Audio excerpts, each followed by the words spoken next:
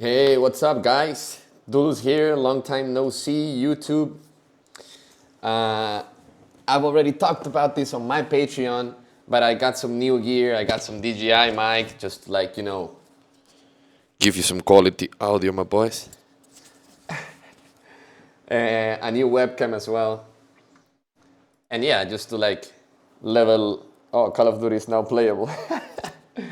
level this production up a little bit.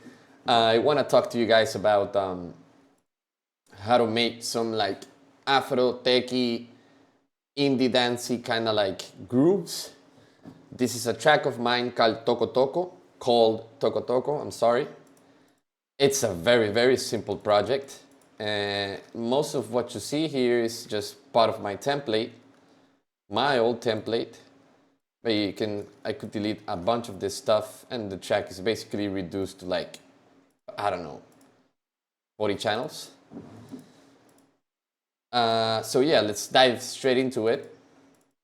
Yeah, I'm missing everything seems proper. It's a pretty old project, to be honest. This was supposed to come out on Lost Miracles by Sebastian, but we haven't spoken about it in a long time, so I guess he just forgot or he just backed out. It's fine. It's a nice DJ tool to play around. So yeah, let's dive into it. I want to play a little bit to you guys so you get in context.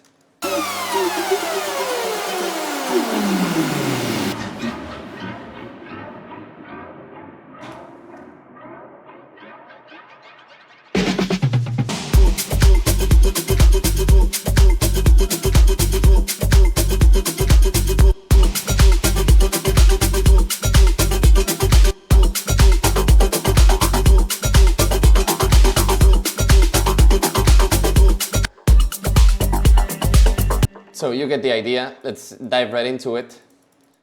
I have the usual suspects here, but the kick is from my boy Bound to Divide. Pretty solid kick if you ask me. Nothing done to it. I just made it mono, but it didn't actually need to be mono. I can delete these two channels, I didn't use them. First bass layer comes from Hive. Bionic bass. It's a preset. I probably didn't even change it because this track is a tool, right? I made it very, very quickly, probably like an hour or an hour and a half. I just wanted something that was kind of like caveman stuff, you know? So something that's really drivey, and it's just this one track you play at a certain moment in your set, just to bring the crowd back into it, and then you transition into something else. That's what a tool usually is. Team Sub, it's just a preset from the Reactor. So both definitely could be a little bit better mixed, like some compression on both of them, but that's not really my style. I think if it works, it works. You don't have to do all of this fancy stuff. Most producers don't really do a lot of fancy stuff, and they have hit tracks, but you'll see some other producers that do a bunch of stuff. Sometimes it's just kind of, I don't remember the word exactly, placebo effect, right? Because they'll have 6 mixing plugins here, and they'll be okay, let me turn them off just to see A/B the sound. No difference at all. So yeah, I guess that works for you, it's fine. That's not my stuff. Bass in the break is coming from Korg MS-20 from Arturia.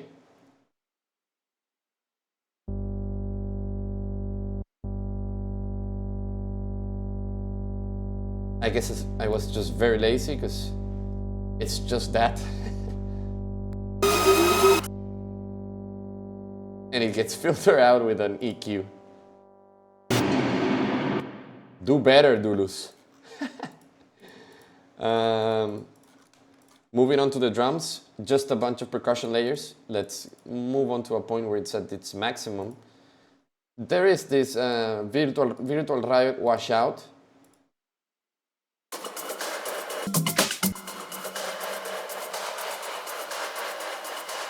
It's very cool, to be honest. It's just a huge Ableton effect rack. I love Virtual Riot. I love all type of electronic music, and he makes this very beautiful kind of dubstep or even like color bass. But he also makes very dark, heavy dubstep. He's a magician, to be honest. Magician. So you gotta, if he puts out an Ableton rack pack, you have to snack that stuff. One loop here. Another loop here.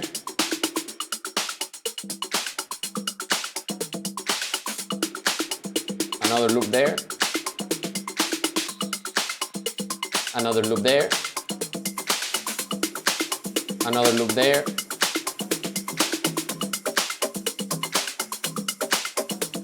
Another loop there. Another loop. Another loop. And another loop. Let's go one by one.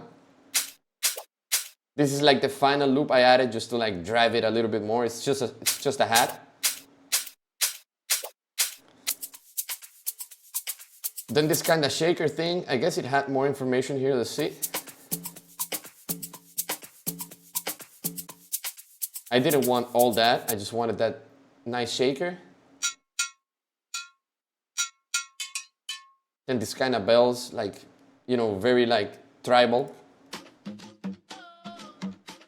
This really nice percussion loop, to be honest. I love it. I should use it a lot more.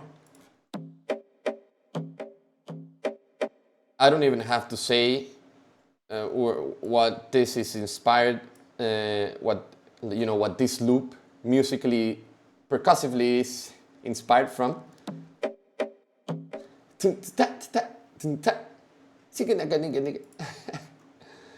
Brazilian funk. Some top loop, probably stolen from somewhere.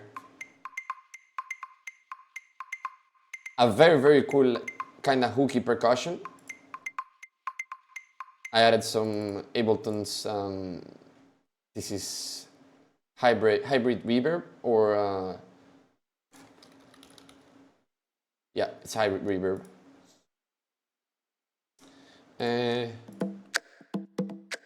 Another conga, so let's talk about the congas. They do play sometimes at the same time, but they are like complementing each other. And I think this is a conga too.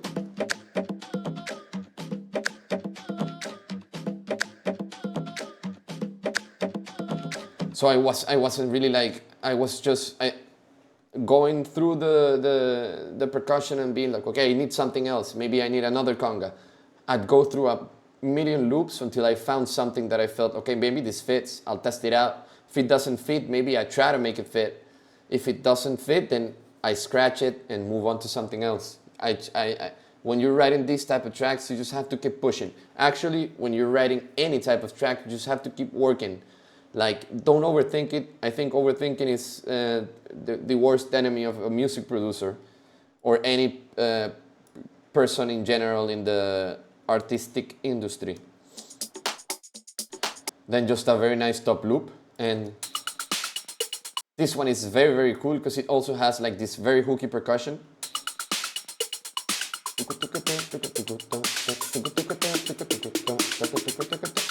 And also those fills, they keep the loop interesting. This is from Audio Tent. You have to love those guys as well. Absolute magicians as well.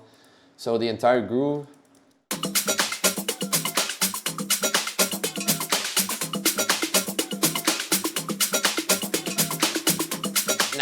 Nah, that's some heavyweight stuff.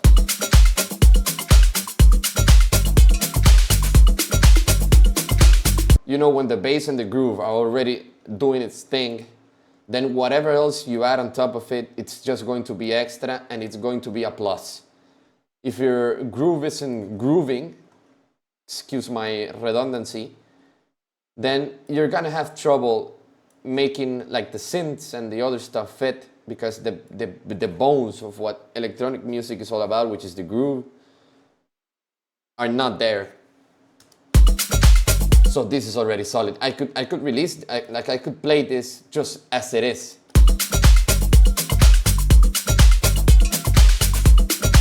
You know, it's banging. And then, to be honest, I just needed something that felt wide and reverbed and, you know, like spacious. So that's where the vocals come in. That's really it. So let's talk about it. I have this synth, which is just following the vocal rhythm.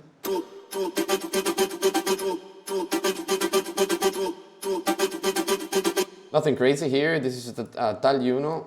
It's just a preset I made. It's very simple. I just messed around with the ADSR envelope. It's only got 2 shapes, and it's a very basic emulation of Uno 60 is the one that has the chorus. I don't remember, or is it the 106? I don't remember which one has the choruses. I could be wrong, but to be honest, the difference between the 106 and the 60, I think it's just an arpeggiator. It's a workhorse synth. It's nothing fancy. It's been used a million times on your favorite music, but yeah, it's a legendary synth. Decapitator, just adding a little bit of saturation, and more saturation with this Omega N. So let's see if I spoke some lies at the beginning. So let's gain stages. See if my processing is, at least my saturation processing is actually changing the tone of the sound. This is just volume.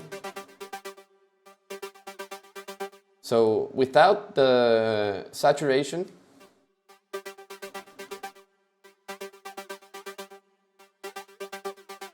it peaks at -17.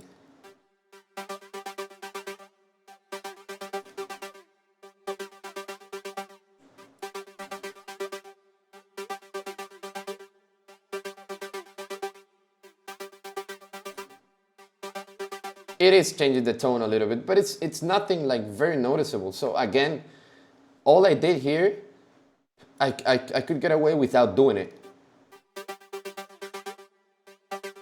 This does sound like a little bit fuller. But man, in the mix, nobody is gonna notice like, yo, that sound is like a little bit flat, you know? Because it's not a main sound. It's not a main. It's not in your face. It's backing up the vocals. So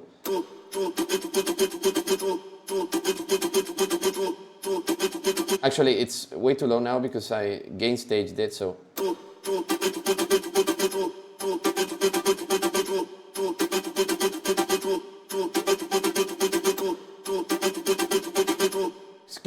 excuse what I just said. It's actually helping it a lot cut through the mix. So do this. Do it. I added some chorus and I added some hybrid reverb again. I don't know why I was using hybrid reverb as inserts. I guess I was just messing around with it. And I have this ultra shift doing what?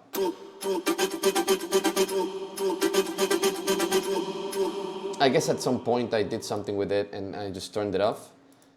Next sound up here is what I called synthetic, which is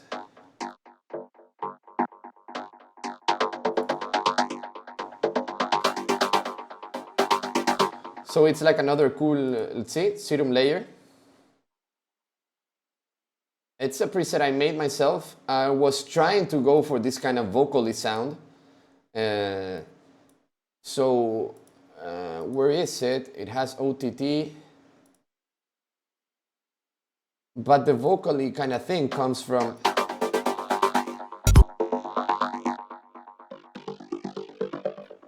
this filter. Actually, no.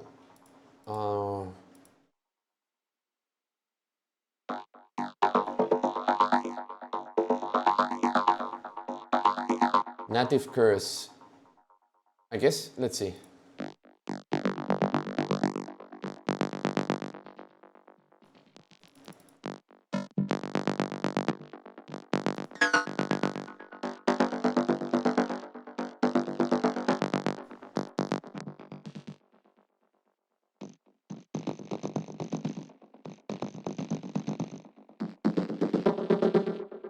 Well, the modulation, the wavetable modulation is kind of making it shift and feel like it's like it's giving it like a vocally kind of thing. But this phaser filter does add a lot to like the vocally kind of texture. But that native curse wavetable that we lost and we will never find again, Voxu.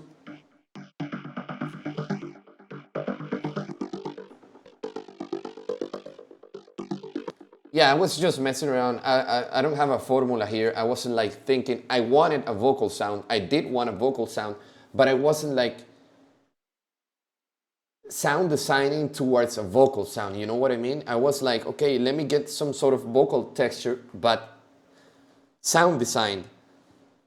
I didn't want to use a vocal going la la la la la la la because I already had that. I wanted like this acid kind of sound, but with a vocal texture, and I felt like, okay, maybe let me try some of these very filters here. Com filter. I did try all of them. I tried all of them. I went through all of these filters with the same modulation parameters, which is an LFO and a bunch of these parameters. LFO2 and LFO3. LFO3 is LFOing LFO2 rate. So this LFO is like moving at a certain speed, but also being modulated. So it's messy, you know. It's LFO messy kind of business.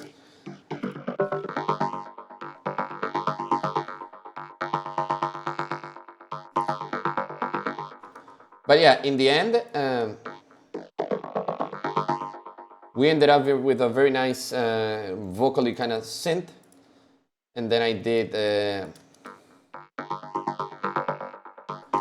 distortion, low cut, and sidechain. Very simple. And over here we have the top layer, which is a Hive preset. So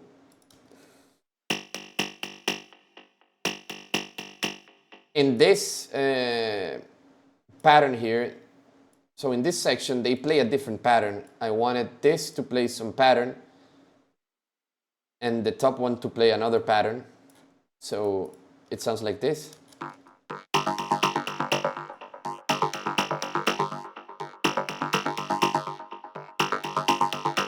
So the top one is like accentuating some of the notes on the bottom one. Melody Jam is something from my template. And this is a very, very cool pigment sound.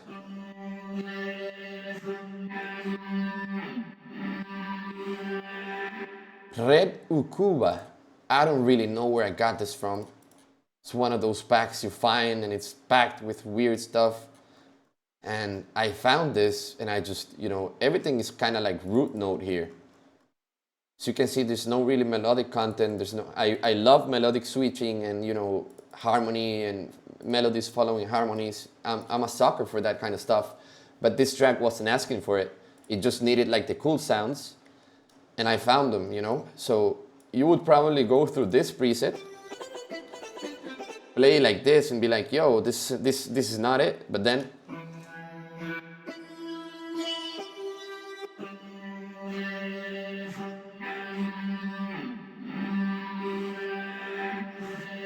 this is the stuff I live for.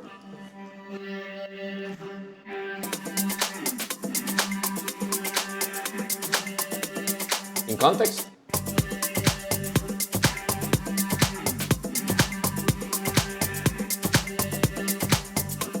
this is the first break. Very simple. Reverb.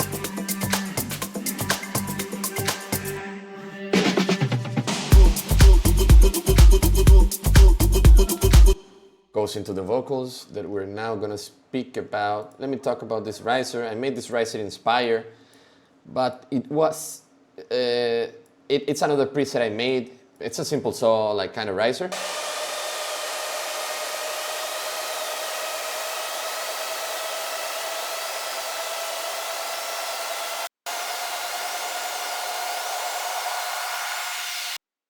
But every time I played it, there was something wrong with the pitch modulation. So I did the pitch modulation inside the MIDI with like the clip gain transposition, but on the MIDI. So here, I'll show you an example. You go to envelopes, you go to MIDI control, pitch bend, and you rise it. Just make a riser. Actually, no, this is not it. And it was always changing, as well as the LFOs and all of the crazy stuff. It was always changing, so I had to bounce it. I don't like bouncing sounds. That's not my style either. So I had to bounce that one. And then I also made this kind of riser inspire.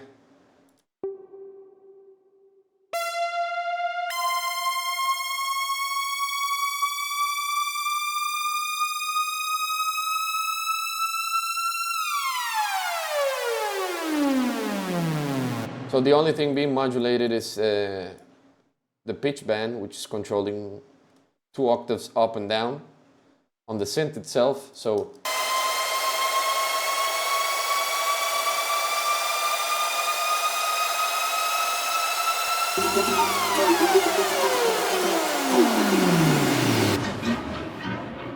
and that's how you get that riser.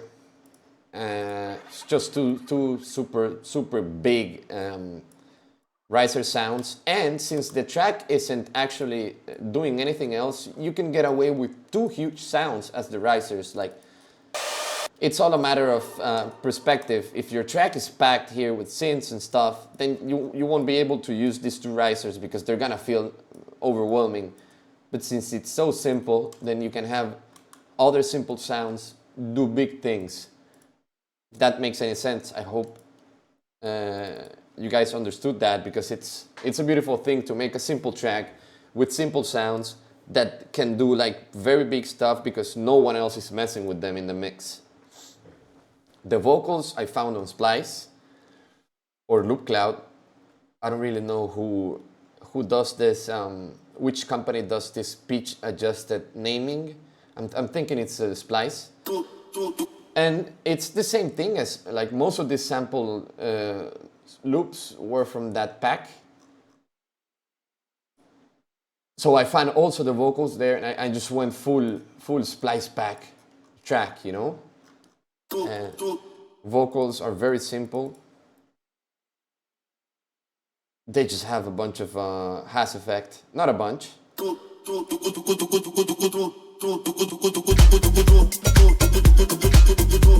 Just added some Haas effect because it felt like they were way too in the middle.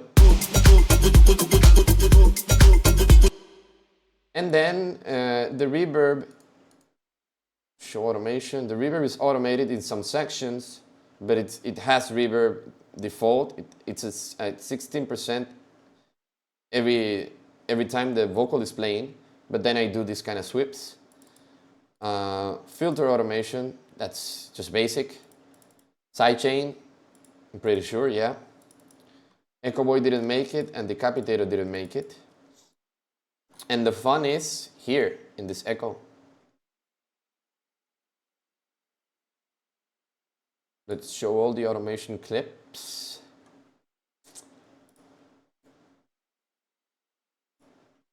Okay, so this is the time. This is the sync. So vocals are filtered.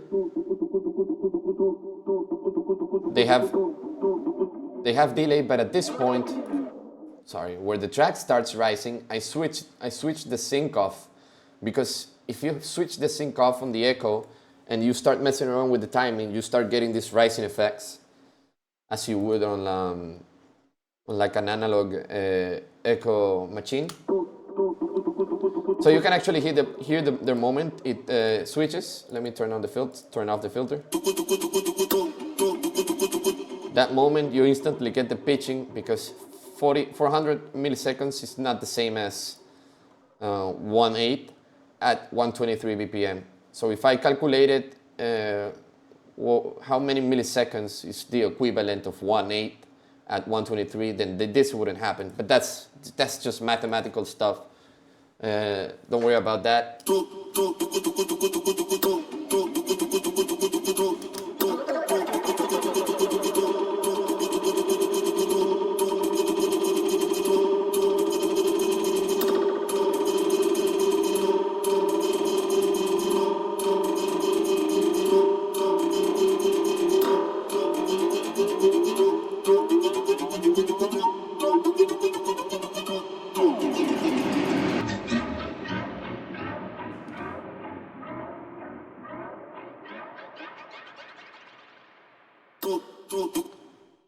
That's the craziness that happens on the build-up. And that's basically this layer. So in hindsight, I would control a little bit of those crazy frequencies that are happening. So I would take another EQ here.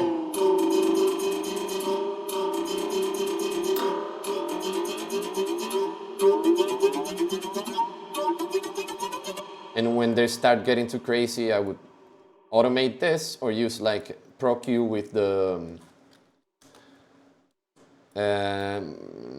what is it, dynamic function?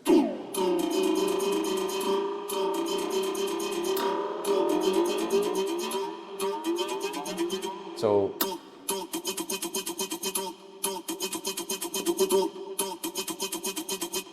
actually that's way too much.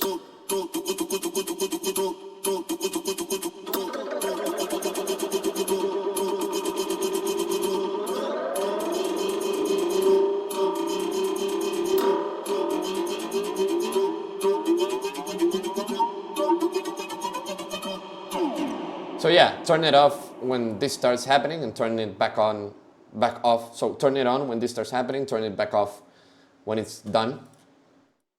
It's just a little mixing thingy. And finally, the last layer is just the same vocal, but I believe it's pitched up 12 semitones. Sorry, 12 semitones down, so an octave down.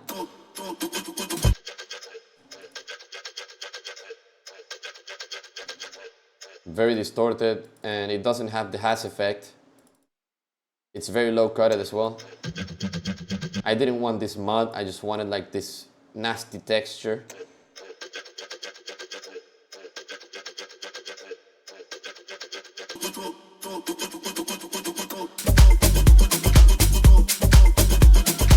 You actually miss it when it's gone. So a layer that's doing something for a change. And finally, I just sampled this this fill from Meles Groove La Africa track, which, to be honest, it's shameless, dude, because fills are all you have in sample packs. They're everywhere. Like I could go here, and I don't know, maybe Font Tech to here, drum fills.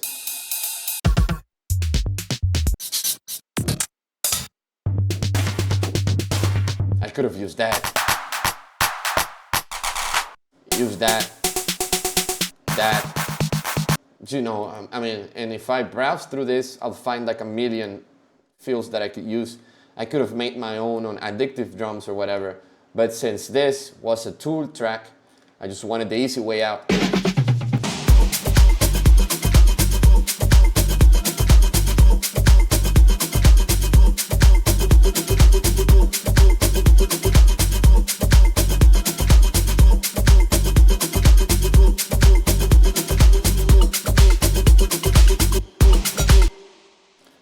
So yeah, I wanted to show you guys this track because it's very simple, but it sounds absolutely huge on a club. Mastering wise, it had a master chain here, but this is not the master I'm using anymore, so I'm not even turning that on, out of respect to you guys and myself.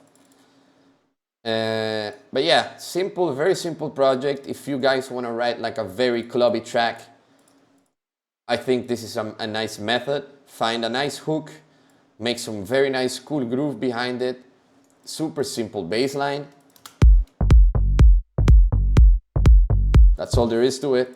And it sounds insane. I've tested this myself and it just brings out the worst in people, you know? Like people wanna do stuff, you know, like do sex stuff in the dance floor. So yeah, I hope you guys enjoy this one. I'll be trying to stay more active.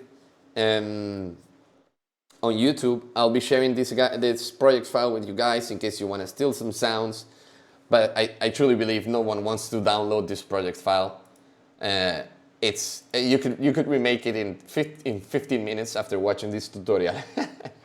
So yeah, I'll be posting this video in my Patreon. Go check that out if you want the project file. And if you wanna watch more videos, me making other cool music, I've been making a bunch of different stuff over there. So I'm Dulus, but I want you guys to think as Dulus as a producer and not an organic house producer. So I'll talk to you later, my guys and girls. Peace.